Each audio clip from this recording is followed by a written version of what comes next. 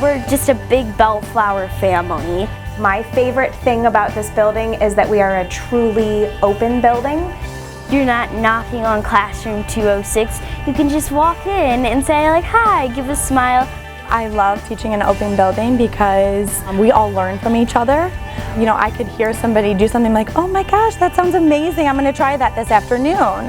One thing that I think makes us particularly unique is the level at which the staff is committed to responsive classroom. Today we have library, tech. So the students learn how to talk to one another and how to make connections with what people are saying. So being active listeners and really thinking and processing and making connections. Good morning, Sarah. It's basically your classroom management is what responsive classroom is.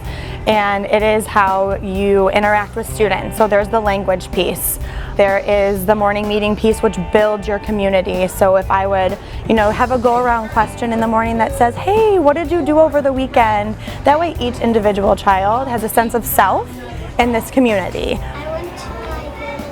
Last year, one of my favorite days, I was heading out to bus duty and one of my little friends stopped me and he said, Miss Hardy, how was your day today? And he was genuinely interested and listened to my response and then he said, me too, we made a connection. And I was like, oh my gosh, it's working. In an age where everybody's face down and texting, we're really trying to bring that face-to-face communication to the forefront and work on those skills with kids, and it's working. Ever since I can remember, we've had the slogan, be a buddy, not a bully.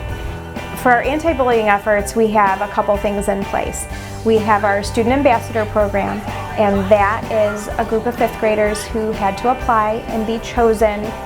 Our fifth graders come to the classrooms and we talk about honesty, we talk about perseverance, empathy, and during those meetings, those fifth graders are role models to us, and every time they come in our room, a bullying scenario comes up and how you would handle that situation.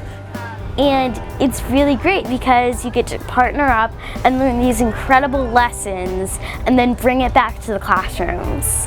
When you're in fifth grade, the entire school looks up to you, but you're still a kid. And people tend to listen to kids when they come in to give you a lesson. Another thing that we started just this year is a purposeful flag corps. You learn how to fold it, you learn how to put it up, you learn respect, and you learn things you should never do with the flag and things that you should always do.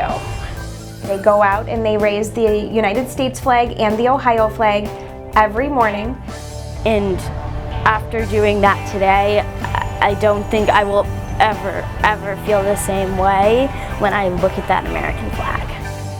Another thing that Bellflower does at a level of participation that I think is amazing is our Just Run program. It's a 5K race that runs out of Fairport Harbor, and last year we had over 100 students running in grades 2 through 5. I've done it ever since I was allowed to, and I absolutely love it. In the spring, we have a huge PTA-sponsored event that everything goes to Project Hope.